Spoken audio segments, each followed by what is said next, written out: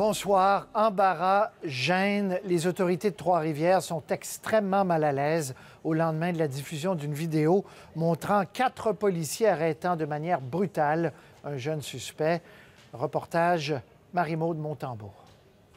Alexis Vadeboncoeur porte les traces de l'agression de 4 policiers de Trois-Rivières. Son visage tuméfié, égratigné et coupé témoigne de la force utilisée le soir du 2 février. Les images sont très troublantes.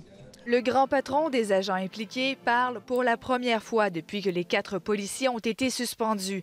Un événement isolé et malheureux selon lui. N'empêche, le lien de confiance avec la population en est fragilisé. On devra travailler fort, évidemment, pour que la confiance soit ramenée au niveau de l'organisation. Le chef de police de Trois-Rivières participait aux côtés du ministre de la Sécurité publique à une cérémonie à l'École nationale de police où l'éthique et le respect priment. Personne ne peut rester indifférent à des manifestations de violence, quelles qu'elles soient.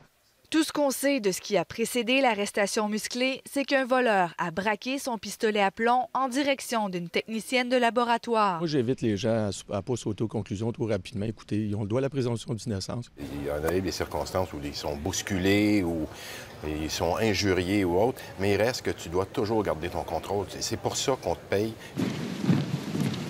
La formation policière n'est pas remise en cause, mais certains aspects pourraient être revus à la lumière de l'enquête de la Sûreté du Québec. Nous regarderons, nous analyserons les rapports, les informations qui seront collectées et nous, le cas échéant, nous regarderons les leçons à tirer. Non seulement les 4 policiers ne savaient pas qu'ils étaient filmés, ils ignoraient également qu'ils s'acharnaient sur le petit-fils d'un ancien directeur adjoint de l'École nationale de police.